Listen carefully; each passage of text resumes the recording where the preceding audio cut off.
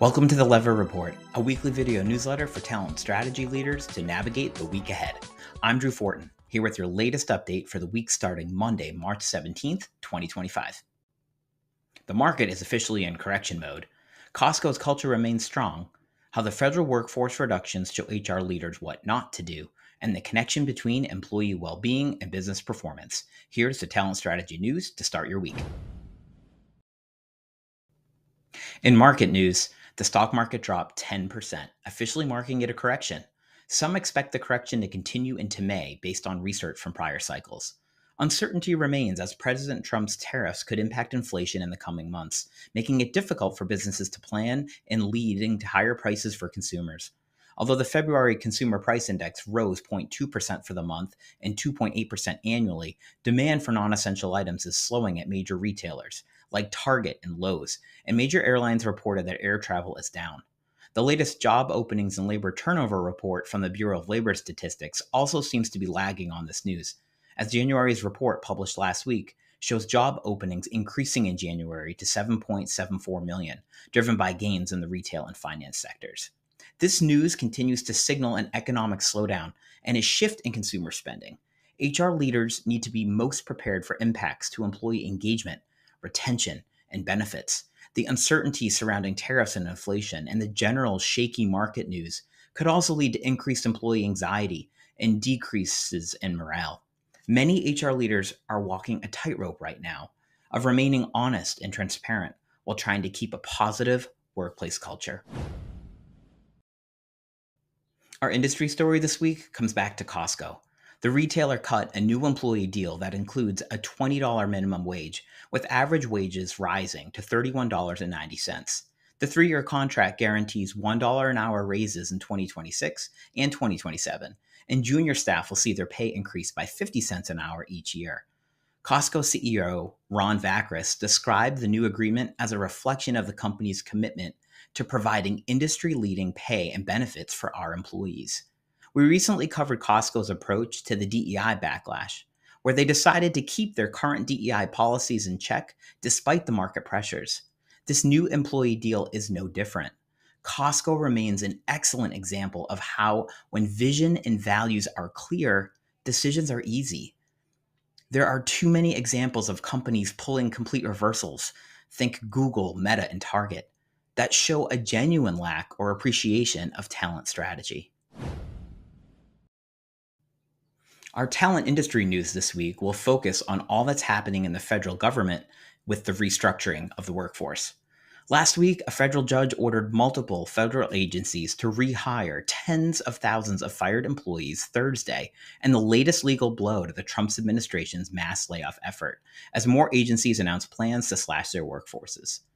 The Education Department was the latest department to announce a reduction in force of more than 50%. Criticism has intensified in response to the cuts, with concerns mounting over the scale and impact of the layoffs. The Department of Government Efficiency, or DOGE, led by Elon Musk, has played a prominent role in implementing workforce reductions across multiple agencies. The layoffs have extended beyond Washington, impacting federal employees nationwide. In addition to the Education Department cuts, the Department of Health and Human Services recently offered voluntary buyouts to its entire workforce. The Department of Veterans Affairs has also seen recent job cuts and the cancellation of several government contracts. These layoffs have drawn intense criticism to their scale and impact, and White House advisor Alina Habba's dismissive comments about the affected workers have only fueled controversy. Habba faced backlash last week for saying, "I really don't feel sorry for them. They should get back to work for the American people like President Trump and this administration." See, now this situation highlights the importance of handling workforce reductions with care and planning. The administration's approach has resulted in legal battles, widespread criticism, and damaged morale among federal employees. This is a stunning example of how not to conduct a RIF. Any workforce action, especially a reduction in force, requires a well-thought-out plan and a clear communication strategy. The administration's approach of fire first and answer questions later creates so much unnecessary turmoil. Failing to do so can lead to legal consequences, reputational damage, and a loss of trust among employees. A poorly executed layoff can create more problems than it solves, And it's crucial to prioritize empathy and respect for affected employees throughout the process. Just think about those federal employees who are staying. They need an administration that feels it has their best interests in mind and shows appreciation for their service to our nation. It's just sad that this is an example happening right before our eyes of how not to handle a reduction in force. HR departments across the US do not remain unscathed from the certain uncertainty happening about. HR Brew published an article last week called Trump Labor Appointees Paint an Unclear Picture for the Future, where Adam DeRose, senior HR reporter at Morning Brew, reports a shift in workplace political priorities under the Trump administration. In the article, DeRose covers the Senate confirmation of Labor Secretary Lori Chavez de Ramir, who now opposes pro-union legislation she once supported, and the appointment of Elizabeth Messenger, former CEO of an anti-union nonprofit, to lead the Office of Labor Management Standards. The article explains how the HR regulatory environment is due for a shakeup and has many concerns. It has leaders at the Society for Human Resources Management calling for bipartisan efforts to modernize labor laws and ensure clear workplace policies amidst these changes. Now, if this administration has shown us one thing, it's that the clarity is just not there. It's hard to navigate HR compliance with so much in flux. And if the administration wants to make it easy to do business across the country, we would all benefit from policies and regulations at the federal level. I've seen this firsthand when trying to hire employees in different states. The administrative burden put on businesses makes it so hard to hire and comply with regulations across state lines. I'm with the leaders of SHRM. We need to modernize labor laws and standardize policies at the federal level if we want businesses to spend more time making business happen than managing the web of laws and regulations we're about to get stuck in. We'll wrap up this week with new research from Indeed, which published a report last week in partnership with Business Insider called The Future of Better Work, which highlights 3 trends shaping talent strategy in 2025.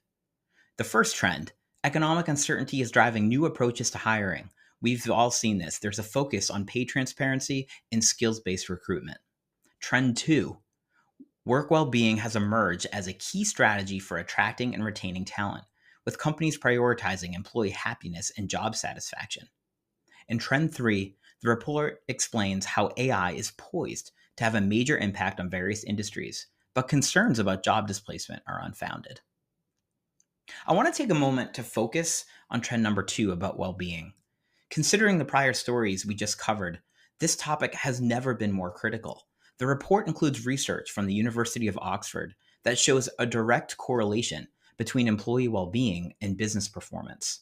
This 2024 study used a measure of subjective well-being to refer to positive attitudes and experiences at work, and measures on 3 dimensions of job satisfaction, purpose, and happiness and stress, using self-reported data of 1 million employees working at over 1,500 publicly listed companies in the US.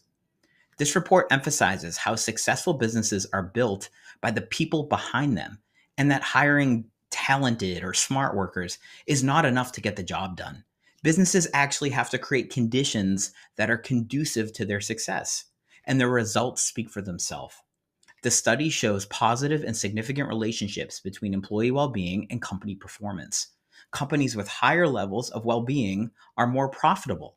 They report higher gross profits and, more importantly, have greater returns on assets. Building on this, it shows that company well-being levels are not only predictive of contemporaneous company performance, but also of future firm performance. Considering the geopolitical and economic climate, this is so important right now. We have to focus on our people. They are the key differentiator. Please find a link to the report in the show notes. And that's your Lever Report. If you're enjoying this content, please show your support by liking this video and subscribing to our channel. Also, please ask questions or share your thoughts in the comment section below. We look forward to engaging with you, and we'll see you next week.